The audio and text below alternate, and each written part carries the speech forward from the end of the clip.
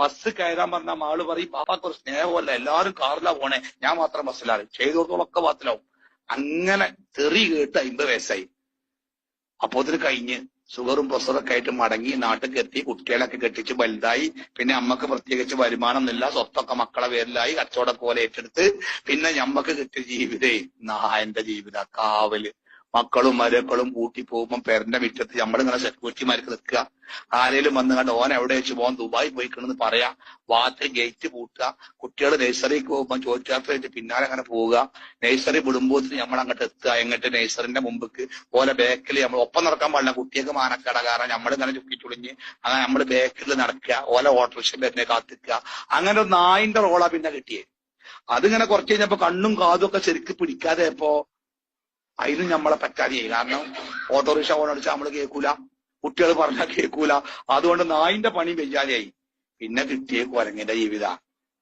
ഒരു മകളെ പേരിൽ കുറച്ച് ദിവസം വന്നപ്പോൾ പറഞ്ഞു, വാപ്പ നിങ്ങളിപ്പോ കുറെ ആയില്ല കിടക്കണ്, നമ്മളെ ചെറിയാത്താക്ക് നിങ്ങളെ കാണാൻ ഭയങ്കര പൂതിണ്ടോ, ഒന്ന് അങ്ങോട്ട് പോയിക്കൂടെ വെച്ചു. തുണി കുപ്പായൊക്കെ കേസിലാക്കി വാപ്പാക്ക്. വാപ്പ ചെറിയാത്താന്റെ പേരേക്ക്, ചെറിയ മോളാണ് ചെറിയാത്തേ. അവിടെ ചെന്നപ്പണ്ട് വാതിൽക്കല് ആ ഗേറ്റിനെ കണ്ടപ്പോഴേ ഓടി വരാവൂല്ലോ, വാപ്പാ നിങ്ങളെ കണ്ടിട്ട് എത്ര കാലായി, ഞങ്ങളൊപ്പം 6 മാസം പാർക്കണം എന്ന് വിചാരിച്ചു, എന്താ ഇപ്പൊ കാട്ടുക, ഞങ്ങളിപ്പോ ഇവിടുന്ന് പോവുകയാണോ നാളെ, എന്താ നിങ്ങൾ തൽക്കാലം വല്യാത്താനോട് പോയിക്കോളി, എന്നിട്ട് പിന്നെ ഇങ്ങോട്ട് വന്നോളി പറഞ്ഞു. വല്യാത്താന്റെ അവിടെ ചെന്നപ്പണ്ട് വാതില് പൂട്ടി കിടക്കണം. ഇനി എന്താ കാട്ടുക?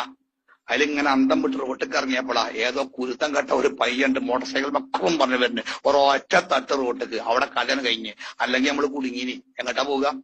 ആ മോട്ടോർ സൈക്കിൾ തട്ടൂടെ നമ്മള് കഴിച്ചില്ലായി. അതാണ് കുരങ്ങിന്റെ ജീവിതം. ഏതോ മരത്തുമെന്ന് ചാടി ഓന്റെ കഴിഞ്ഞു.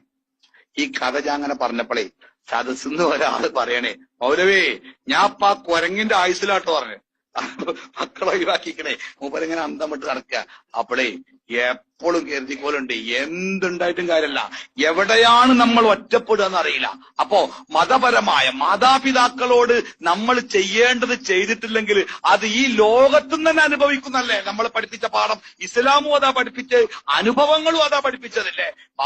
വീട്ടിലെ വാപ്പ മരിച്ചു, എന്റെ വാപ്പ മരിച്ചപ്പോ മയ്യത്തൊക്കെ മറവ് ചെയ്ത് വാപ്പാന്റെ ആവശ്യമില്ലാത്ത സാധനമൊക്കെ ഒഴിവാക്കി, തെങ്ങിനോട്ട് കൊണ്ടുപോയിട്ട് തുണി കുപ്പായം പായതൊക്കെ.